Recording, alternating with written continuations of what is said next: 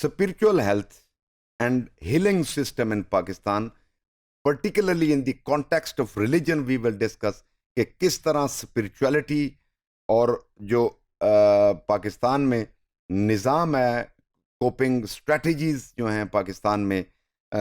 Spirituality और religion के context में, किस तरह जो बीमार हैं, जो सिक हैं, जो डिसेबल हैं, ख़ास तौर पे जो मेंटली और फिजिकली रिटॉर्डेड लोग हैं, उनको किस तरह रिलीजन जो है वो कोप अप स्ट्रेटजीज और मैकेनिज्म देता है। मॉडर्न जो मेडिसन या मेडिकल साइंसेज जितनी भी यहाँ आज तक जितनी भी तरक्की हुई है या एडवांसमेंट हमें नज़र आती है आज तक, उसमें जो ट्रेडिशनल मेडिसन और ट्रेडिशनल जो उसको ट्रीटमेंट के मीन्स हैं या वेज हैं या मैकेनिज्म हैं, वो आज तक प्रैक्टिस होते आए हैं सिंस द टाइम अननोन। क्योंकि अल्टरनेटिव थेरापीज़ के तौर पे, यानी जो मेडिकल साइंसेज ख़ास तौर पे जब हम साइंटिफिक फ्रेमवर्क की उसकी बात करते हैं कि मेडिकल साइंस ने कितनी तरक्की की है, इसके अल्टरनेटिव के तौर पे पाकिस्तान में ख़ास तौर पे जिनका फेथ है उसके ऊपर, स्पिरिचुअल हीलिंग्स के ऊपर, और जो क्लर्जी मैन है ख़ास तौर पे जिनका क्रिश्चियनिटी अगर हम बात करें, या फिर हकीम हमारे पाकिस्तान में, हुक्मा जिनको कह लें या तबीब कह लें, जिनका तिब से और रूहानियत से भी उनका गहरा वाबस्तगी होती है हिस्टोरिकली स्पीकिंग। इसी तरह होम्योपैथ्स हैं, इवन क्वैक्स जो हैं वो उसमें आज तक अपना रोल प्ले करते आए हैं in different ways and different domain and dimensions. So the problem की अगर हम बात करें, पर्टिकुलरली जो हमारे यहाँ पाकिस्तान में जिनकी वजह से मेडिकल प्रॉब्लम की वजह से लोग जाते हैं उन लोगों के पास, यानी जिनको स्पिरिचुअल हीलिंग कह लें, जिनको एक तिब की या हिकमत की ज़बान में स्पिरिचुअलिटी कम हिकमत आप उसको कह सकते हैं, उनमें इनफर्टिलिटी है। यानी जिनको जिन जो जोड़ों को औलाद नहीं होती, वो अपनी औलाद के लिए इन लोगों के पास जाते हैं। फिर मिर्गी जिसको एपिलेप्सी कहते हैं उसके लोग जाते हैं। फिर बहुत सारे साइकोसोमैटिक ख़ास तौर पे जो न्यूरोसिस और साइकोसिस की जो सिम्टम है उसके जो ट्रबल में फंसे होते हैं, एंग्जाइटी में होते हैं, डिप्रेशन होता है, और इस तरह की जो रिलेटेड बीमारियां हैं वो फिर वो लोग उनके पास जाते हैं। ट्रेडिशनल जो मेडिसन का सेक्टर है ख़ास तौर पे हमारे, उसमें अर्बन, रूरल और ट्राइबल अगर हम एरियाज़ में ओवरऑल बात करें तो उसमें भी डिवाइड है। क्योंकि रूरल एरियाज़ में या ख़ास तौर पर ट्राइबल एरियाज़ में सिचुएशन इस ट्रेडिशनल मेडिकल ट्रीटमेंट की वो डिफरेंट है as compare to urban class, जहाँ पे मिडिल क्लास कह लें या कंपैरेटिवली एजुकेटेड क्लास होती है, तो वो डिफरेंट इसको लेती है। तो उनका फिर जो बिलीफ्स के ऊपर और ख़ास तौर पे हीलिंग सिस्टम जो स्पिरिचुअलिटी या रिलीजियस बेस्ड होता है उसके ऊपर फिर उनका जो फेथ कह लें या उनका ट्रस्ट कह लें वो कंपैरेटिवली डिफरेंट होता है। पाकिस्तान की स्पिरिचुअल हीलिंग सिस्टम की जो ट्रेडिशन है वो बड़ी रिच है, बिकॉज हिस्टोरिकली अगर सब कॉन्टिनेंट से भी लें आप, ओवरऑल खित्ते के हवाले से, और फिर आपको ख़ास तौर पे पाकिस्तान में जो जब सिंस द बिगनिंग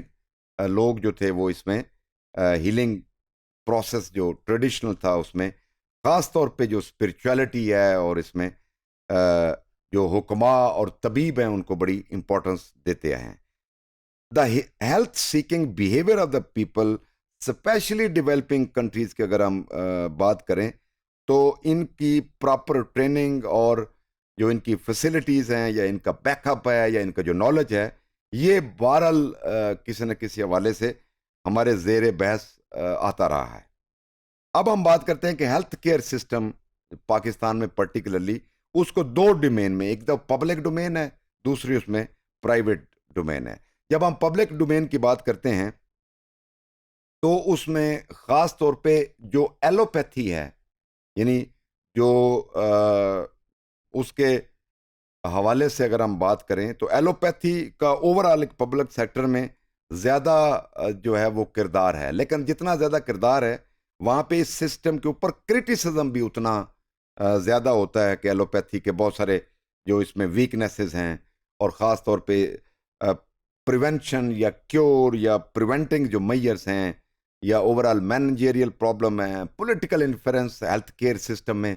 पाकिस्तान में ख़ास तौर पे बहुत होती है, रिसोर्स डेवलपमेंट वहाँ पे, और फिर मेडिसन का और इस तरह का हेल्थ पॉलिसीज़ के हवाले से बहुत सारा इसके ऊपर क्रिटिसिज्म भी आता है। इसके ऊपर फिर उतना ये सारे मसाइल अल्टीमेटली फिर पाकिस्तान के लोगों को ख़ास तौर पे ये मौका फ्राहम करते हैं कि वो अदर सोर्सेज जो अल्टरनेटिव सोर्सेज हैं, जिसमें होम्योपैथी होगी, जिसमें हिकमत होगी, जिसमें ये क्वैक्स हो गए, जिसमें वो फिर स्पिरिचुअलिटी और दम दरूद आप जिसको कह लें, वो फिर लोग वहाँ पे उसकी तरफ जाते हैं, और फिर वो एक अल्टरनेटिव सिस्टम के तौर पे जो जो है उसको एक पनेसिया के तौर पे लेते हैं। प्राइवेट सेक्टर के हवाले से अगर हम बात करें पाकिस्तान में, तो मेडिकल जो जनरल प्रैक्टिशनर्स हैं ख़ास तौर पे उनकी बात करें, तो वहाँ पे सिचुएशन ज़रा डिफरेंट है, क्योंकि होम्योपैथ और जो स्पिरिचुअल हीलर्स कह लें, और फिर यूनानी दवाखाने भी बहुत सारे हमें मिलेंगे जो उसमें वो भी हर्बल बेस्ड कह लें जो दवाइयाँ देते हैं, और इस तरह के वहाँ पे भी हमें बहुत सारी उनका किरदार भी नज़र आता है। और अगर हम एलोपैथी की बात करें, तो उन्होंने ख़ास तौर पे हर हॉस्पिटल में जो एहतमाम किया है कि वहाँ पे एक हकीम होगा कि जिसको वो हिकमत की रूह से भी उसको check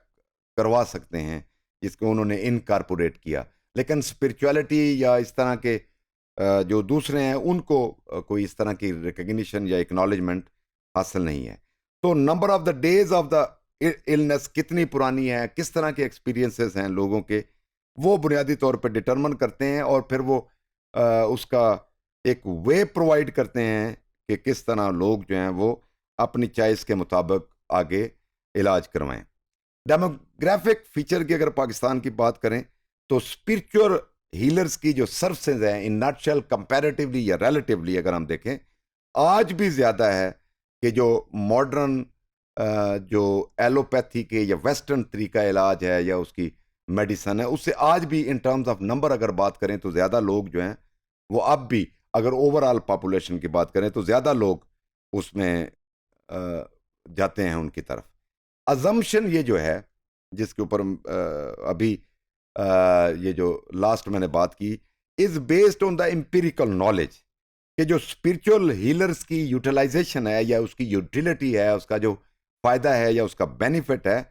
so is more in the lower strata of the society. यानी जो सोशियो इकोनॉमिक बैकग्राउंड जहाँ पे लोग डिप्राइव्ड होंगे, अफोर्ड नहीं कर सकते कि वो इलाज करवा सकें, ख़ास तौर पे प्राइवेट सेक्टर में या डॉक्टरों के पास जाने की फ़ीस नहीं है, तो वो लोग जो लोअर स्टेटा है, जो बिल्कुल डिप्राइव्ड हैं, मार्जिनलाइज्ड हैं, वो कंपैरेटिवली ज़्यादा जाते हैं स्पिरिचुअल हीलिंग की तरफ या हकीमों की तरफ या क्वेक्स की तरफ या होम्योपैथ की तरफ। सो सर्विसेज का स्पिरिचुअल हीलर्स की बात करें अगर हम ओवरऑल, तो एक स्टडी के मुताबिक ये तकरीबन 33% के करीब एक रिसर्च में कहा गया कि उन्होंने जो ट्रेडिशनल हेल्थ केयर का सिस्टम है उसमें ज़्यादा लोग जो हैं वो तकरीबन इतने लोगों ने रिस्पॉन्स किया कि वो उसको बेहतर समझते हैं या उसकी तरफ जाते हैं, और बाकी ने फिर अपने अपने डिफरेंट अंदाज में इस चीज़ को लिया।